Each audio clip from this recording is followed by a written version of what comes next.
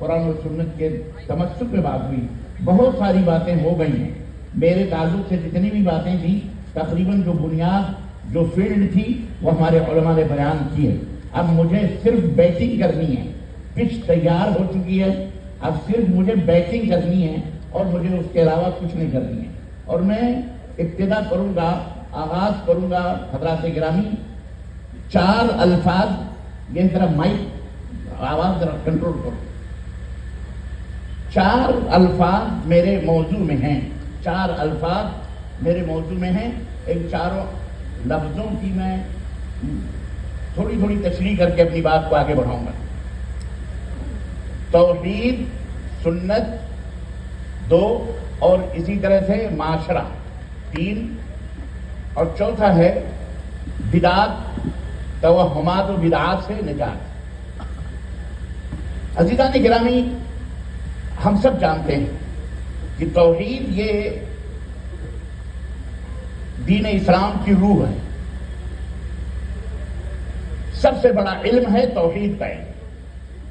انتہائی بدنصیب اور انتہائی محروم اور انتہائی برباد وہ انسان ہے جو اپنے مالک کو نہ پہچانے, نہ اپنے مالک کو جانے, نہ اپنے مالک کے حق اور حقوق کو سمجھے.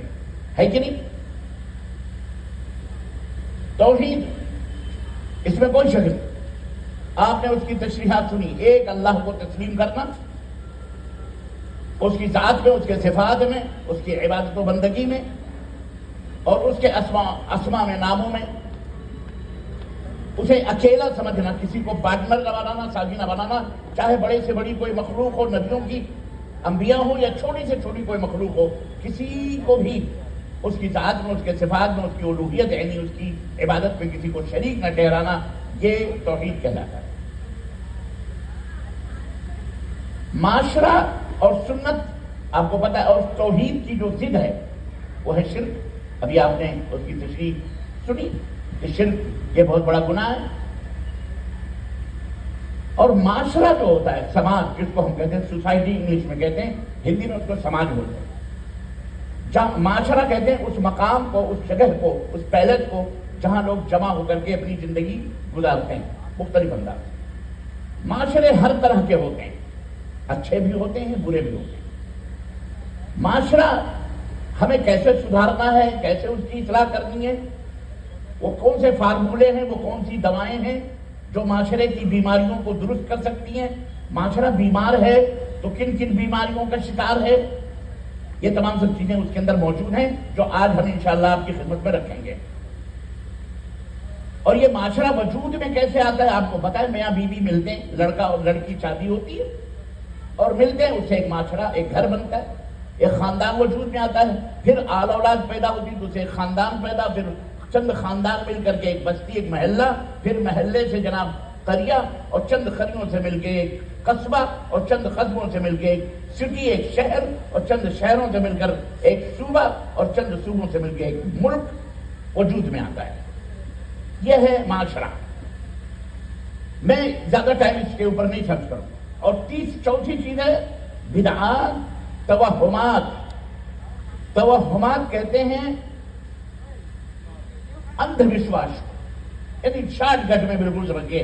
میرا خیال ہے تیلگو میں بھی اندھ وشواس کہتے ہوں گے. اندھ وشواس, بلی راستہ کاٹ گئی, حاجی صاحب منہ لٹکائے ہوئے بازار سے نکلے تھے, حجن نے کہا تھا ذرا سبزی وبزی لے آنا, بازار جاتے جاتے بلی نے راستہ کاٹ دیا, حاجی صاحب منہ لٹکائے گھر آ رہے.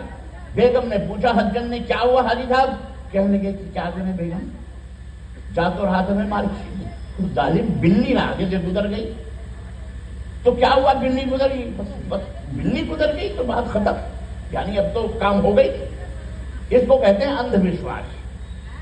آپ کو بخار ہوا, میں خیر اس کی تشریح کروں گا بعد میں, چھوڑیں. اور بدعات, یہ بدعات کی جمع ہے, اس کے اپوزٹ میں سنت. اور بدعت کیوں پیدا ہوتی ہے یہ بھی میں آپ کو بتاؤں گا انشاءاللہ. زیادہ تر بدعتیں کسی بزرگ یا کسی زیادہ سے زیادہ کچھ حاصل کرنے کے چکر میں, چاہے وہ دنیا ہو چاہے وہ اللہ کی رضا اور خوشنودی کو حاصل کرنے کے چکر میں بدعتیں گڑھی جاتی ہیں اور بدعتیں ایجاد کی جاتی ہیں. بہرحال تو یہ 4 چیزیں ہیں میرے عزیزوں. اس میں ہم معاشرہ لیتے ہیں، ہمارا معاشرہ، ہمارے بھارت کا معاشرہ. چونکہ ہم بھارت کے رہنے والے ہیں، ہم ہندوستان کے رہنے والے نہیں ہیں. جی اب آپ کو یہ بھی شاک لگے گا کہ یہ کون سی بات ہوگی. جی جناب، ہم ہندوستانی نہیں ہیں، معذرت کے ساتھ ہم لوگ بھارتی ہیں. ہم لوگ کون ہیں؟ ہاں ہم بھارتی ہیں. ہمارے پرائم منسٹر نے بھی بہت پہلے اعلان کیا تھا ہم کیا ہیں؟ بھارتی ہیں. اور حقیقت میں ہم بھارتی ہیں. ہندوستان تو بہت پہلے بٹ گیا 47 میں 2 حصوں میں، اور پھر اس کے بھی کئی حصے بکھرے ہو گئے. کوئی بنگلہ دیش بنا، کوئی کچھ بنا، کوئی کچھ بنا. اب نام لینے کی ضرورت نہیں ہے، خواہ مخواہ نام کے اوپر بھی ٹپڑیاں لوگ کرتے ہیں. عجیب و غریب لوگ ہیں. ہمارا بھی کرتے ہیں تو ہو جاتے ہیں بدنام، وہ قتل بھی کرتے ہیں تو چرچا نہیں ہوتا. مولانا محمود مدنی نے جہاد کا نام لے لیا تو لفظ جہاد سے ایسے ایسے ایسے ایسے پہلوان نکالے جا رہے ہیں کہ جیسے اللہ ہی رحم فرمائے. بہرحال جو آدمی کوئی بات بولتا ہے وہ اس کی تشریح کا زیادہ حق رکھتا ہے. اس سے پوچھا جائے کہ آپ نے یہ لفظ کیوں کہا، کیوں آخر آپ نے یہ جملہ کہا، اسے کیا ہے، سبب کیا ہے. لیکن نہیں صاحب، ہم چونکہ کھائے پیے لوگ ہیں، چاچو کاری ہمارا مذہب ہے، ہمارا دھرم ہے، اس لیے ہم کو جو شیطان بتاتا ہے اس حساب سے ہم چلتے ہیں. الغرض ہمارے بھارت کا ایک معاشرہ ہے.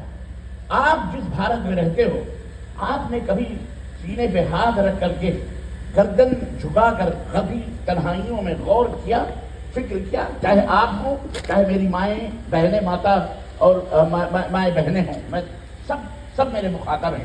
اور بلکہ میری زبان، میری بھاشا، جہاں تک جو بھی سمجھ رہے میرے مخاطبین وہ سب ہیں. میں روایتی انداز میں تقریر کرنے کا قائل نہیں. آج جس چیز کی ضرورت ہے ہم کو، آج آپ کی بیماری جو ہے، آپ کا مرض جو ہے، آپ جن الجھنوں کے شکار ہیں، جن پریشانیوں سے دوچار ہیں، آپ جس دیش میں رہتے، جس ملک میں رہتے ہیں، واللہ بدلا رونا آتا ہے.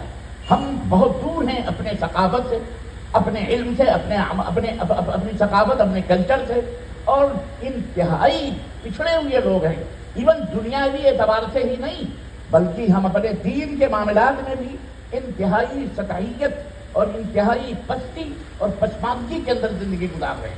ہمیں یہ نہیں پتا ہے کہ کیسے، کس انداز سے کھانا کھانا چاہیے اور کیسے ہم کو پانی پینا چاہیے، کیسے ہمیں اٹھنا چاہیے، کیسے ہمیں بیٹھنا چاہیے. ایون ہم اپنی زندگی کے انتخاب میں بھی استغفر اللہ ہم بڑے ہی پیچھے لوگ ہیں. ہم زندگی کا انتخاب بھی الٹے سیدھے غلط طریقے سے کر کے ہم اپنے پیروں پہ کلہاڑی مار کر اپاہج بنے بیٹھے. اس لیے علم حاصل کرنا اس کی بہت ضرورت ہے. اور یہ کوئی نیا معاشرہ نہیں ہے اللہ، بلکہ ہمارے سامنے اللہ تبارک تعالیٰ نے بہت، جب سے دنیا بنائی ہے تب سے یہ معاشرہ موجود ہے. عورت، مرد، بیوی، بچے، رشتے ناطے سب موجود ہے، سب موجود ہے. اور سب کی اصلاح کے لیے، ان کو درست کرنے کے لیے، ان کو صحیح کرنے کے لیے، جہاں کہیں جب بھی بگاڑ پیدا ہوا تو اللہ تبارک و تعالیٰ نے نبیوں کو، رسولوں کو اس دنیا کے اندر ذمہ داریاں سونپ کر کے مبعوث فرمائی اور ان کو کہا کہ یہ کرو، یہ کرو، یہ کرو، یہ کرو. کسی زمانے میں ناپ تول کے اندر کمی ہوئی تو اس دور کے نبی آئے. کسی زمانے میں جناب علی غیر اللہ کی عبادتوں کی ہوئی تو وہ نبی. بہرحال جہاں کہیں بھی ضرورت پڑی نبیوں کو اللہ تبارک تعالیٰ نے وقتاً فوقتاً بھیجتا رہا. یہاں تک کہ اب نبیوں کا سلسلہ، آخری نبی ہمارے اور آپ کے خاتم النبیین حضرت محمد الرسول اللہ صلی اللہ علیہ وسلم اس دنیا کے اندر مکہ المکرمہ کے اندر پیدا ہوئے اور وہیں آپ کو تاج نبوت سے سرفراز فرمایا گیا. آپ کے سینے مبارک کو علوم نبوت سے مالا مال کیا گیا. وہیں پر آپ کی معراج ہوئی، وہیں پر آپ کے اوپر قرآنی آیات کا نزول ہوا. وہیں پر اللہ تبارک و تعالیٰ نے آپ کو اپنا پہلا حکم نافذ حکم دیا. اور وہیں سے اللہ نے جو معاشرہ بنایا ہے، یہ جو معاشرہ ہے، جو سسٹم ہے اللہ نے اس دنیا کو برقرار رکھنے کا، اس کے اندر جو بگاڑ پیدا ہوا، اس بگاڑ کو درست کرنے کے لیے اللہ تبارک تعالیٰ نے اپنے نبی کو جو پہلا فارمولہ عطا فرمایا، پہلا نسخہ کیمیا عطا کیا. وہ نسخہ کیمیا آپ کو پتہ ہے کیا؟ جی آپ کو معلوم ہے. پہلا بالکل آپ میرے ساتھ ساتھ چلیں، سوچیں. آج بالکل بھارت کے اندر سیم وہی معاشرہ جو مکے کا تھا نبی کریم صلی اللہ علیہ وسلم کے زمانے میں، بلکہ میں اگر یہ عرض کروں کہ شاید وہ ہمارے اس معاشرے سے کچھ زیادہ مہذب تھا، کچھ زیادہ مثقف تھا، کچھ زیادہ بہتر تھا۔ آج کے ہم جس معاشرے میں رہ رہے ہیں نا، اس معاشرے سے کہیں زیادہ وہ بہتر معاشرہ رہا ہوگا تھا۔ حقیقت ہے، جب اگر آپ مقارنہ کریں گے، تقابل کریں گے، موازنہ کریں گے، آپ جب کمپیئر کریں گے دونوں سماج سے، تو آپ کو لگے گا کہ مکے کے لوگ کافر تھے، مشرک تھے،